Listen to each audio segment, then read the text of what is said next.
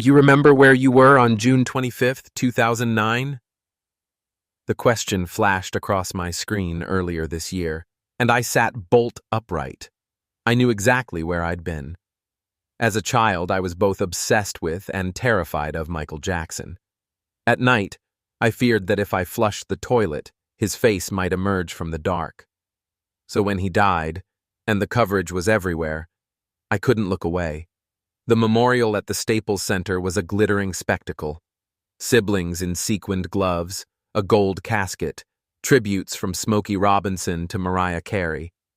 But the moment that undid me, the one I re-watched endlessly in grainy 360p, was Stevie Wonder, wailing through Never Dreamed You'd Leave in Summer.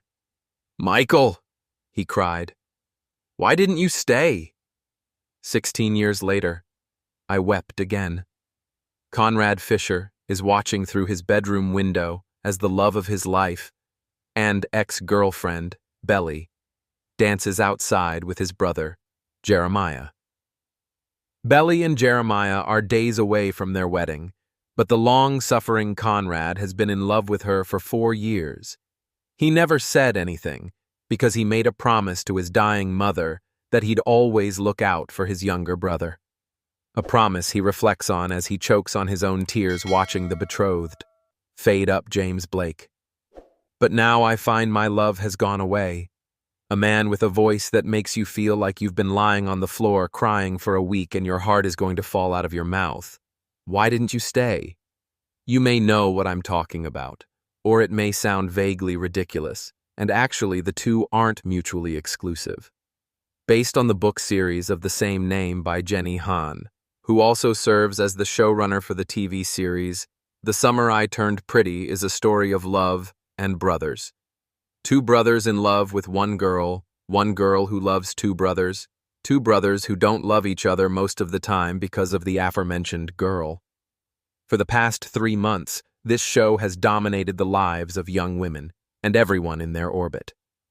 Online, no one could escape Summer this summer. In its 3rd and final season, the series' popularity has skyrocketed, partly thanks to its antiquated weekly release schedule, but also the soft escape it provides.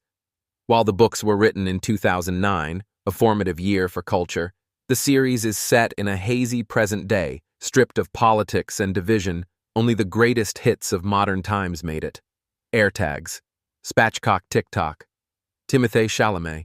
Around the world, from New York to Delhi, screenings have been arranged in parks, theaters, and bars. Hordes of women brought together to clutch each other's arms and scream at a TV. "Hurry up," I texted my friend. "This is a once-in-a-generation event." So, what's at play? For years, longtime family friends, the Fishers and the Conklins, have been spending summer in the Fishers' summer house located in a fictional Cape Cod-esque town called Cousins, which is confusing because they also seem like they are cousins at first glance. A good way to kill the general sense of shared DNA is for our hero Belly to go through puberty, and thus the Fisher boys realize she looks quite pretty. This is, in many ways, a bad show. The writing is clunky, sometimes trite. Storylines vanish without explanation, and the entire plot rests on a single device, a love triangle. But that's also its brilliance. Han has built an empire on a single question. Which brother will she choose? She kept us in suspense for nearly 30 hours. Everything else, characters, storylines, even time, bends or disappears to serve that central tension. Conrad is brooding, Jeremiah buoyant. Belly loves them both in ways that sometimes feel biblical, sometimes absurd. Their dead mother meddles with their love lives from beyond the grave. The series nods to The Notebook, Sabrina, Romeo plus Juliet, but with the benefit of ostensibly unlimited time. It's not one sweeping kiss and credits. It's a dozen near confessions. It's romance in a slow cooker. Every hesitation, every almost kiss, every teary breakdown gets left to stew until it's falling off the bone. The audience eats up every scrap. It gets better each time. Fall in love again and again. The declarations of love, more wrought. The crashing waves in the background, more violent. The Taylor Swift soundtrack, more angsty.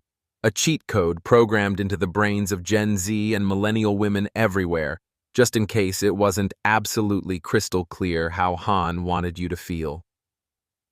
When filming Logan Roy's funeral in the final series of Succession, Brian Cox insisted on attending the shoot so that eager onlookers would be none the wiser as to who was in the coffin.